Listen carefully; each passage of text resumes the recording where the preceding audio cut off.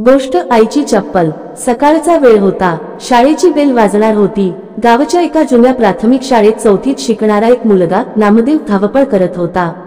अंगावर फाटकी शर्ट, हातात जुनं दप्तर आणि पायात एकच चप्पल। दुसरी चप्पल फाटून गेली होती, त्यामुळे तो एका पायाने उड्या मारत शाळेपर्यंत पोहोचत असे। त्याचा चेहरा मात्र नेहमी हसरा असे। मित्रांच्या हसण्यावर तो रागावत नसे, उलट तोही त्यांच्याबरोबर हसून घेई। पण त्याच्या डोळ्यांमधून एक गोष्ट स्पष्ट दिसायची, त्याची खंबीर जिद्द। शिक्षकांनी एकदा विचारलं, नामदेव, पायाला लागलं तर एकाच चप्पलने कसे येतोस? नामदेवने शांतपणे उत्तर दिलं, सर, आई म्हणते ज्ञानाची वाट काटेकोर असते, पण चालणाऱ्याला ती फुलांची वाट वाटते। शिक्षक थबकले। इतकं खोल उत्तर त्या लहानशा मुलाकडून? नामदेवच्या घरी फार हाल होती। वडील नसल्यामुळे आई एकटीच मोलमजुरी करत होती। घरात 2 भिंती, गवताचं छप्पर आणि एक जुना दिवा। पण त्या घरात एक गोष्ट खूप होती, प्रेम। रोज संध्याकाळी नामदेव अभ्यास करताना थकून जाई। आई त्याच्या शेजारी बसून शांतपणे त्याचं डोकं हातांनी दाबत असे।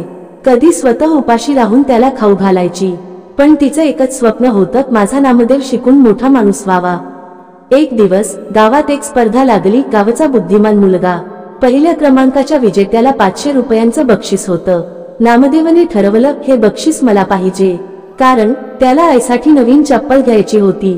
तो दिवस रात्र मेहनत करू लागला। वाचायची पुस्तकं नव्हती, म्हणून शाळेच्या ग्रंथालयात जाऊन त्याने सगळी पुस्तकं वाचून काढली। विषय समजत नसेल तर मोठ्यांना विचारत असे। गावी जेव्हा मित्र खेळत असत, तेव्हा नामदेव अभ्यास करत असे। स्पर्धेचा दिवस उजाडला। त्याच्या पायात पुन्हा तीच एक चप्पल। आईने त्याच्या पाठीवर प्रेमाने हात ठेवला, शिकशील तर वाचशील रे, हीच माझी श्रीमंती। स्पर्धा झाली। परीक्षकही भारावून गेले। नामदेवने प्रत्येक प्रश्नाला थेट आणि समजूतदार उत्तर दिलं। आठवड्यानंतर निकाल लागला। नामदेव पहिल्या क्रमांकाने विजयी झाला। शाळेच्या मैदानात त्याचा सत्कार झाला। शिक्षकांनी सांगितलं, हा मुलगा आपल्या गावाचं भविष्य आहे। बक्षिसात मिळालेले 500 रुपये त्याच्या हातात आले। सगळे समजत होते की तो स्वतःसाठी काही घेईल, पण तो थेट गावच्या चप्पलच्या दुकानात गेला। सर्वात सुंदर आणि मजबूत चप्पल घेतली, पण स्वतःसाठी नाही, आईसाठी। रात्री घरी आला। आई घरात दिवा लावून जेवण करत होती। नामदेवने गुपचूप आईसमोर ती चप्पल ठेवली। आई पहिल्यांदा काही समजलीच नाही, पण जेव्हा तिने ते बघितलं तेव्हा तिचे डोळे पाणावले।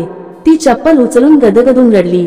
माझा पोरगा मोठा झाला, असं म्हणत तिने त्याला मिठी मारली।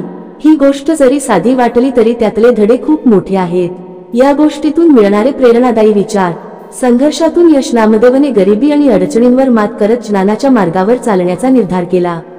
आईचे त्या गायने स्वतःच्या गरजा बाजूला ठेवून पोरासाठी जगायला शिकवलं। कृतज्ञता, नामदेवने मिळालेलं पहिलं बक्षीस स्वतःसाठी वापरलं नाही, तर आईसाठी चप्पल घेतली। जिद्द आणि मेहनत पुस्तकं नसूनही नामदेवने खूप मेहनत घेतली आणि स्वतःला सिद्ध केलं। सकारात्मकता, एका चप्पलवर चालत शाळेला जाणं म्हणजे परिस्थितीवर मात करणं, तक्रार नाही तर कृती। शेवटी आपल्या आयुष्यातही अनेक वेळा अडचणी येतात, पण त्या अडचणींवर मात करण्याची प्रेरणा आपल्या जवळच्या माणसांमधून, त्यागातून आणि आत्मिक जिद्दीतून मिळते। ही गोष्ट आपल्याला शिकवते की यशाचं खरं मूळ हे केवळ बक्षिसात नसतं, तर त्या यशाच्या मागे उभ्या असलेल्या आईच्या चप्पलात असतं, जी प्रत्येक वेळी आपल्या सुखासाठी चाललेली असते।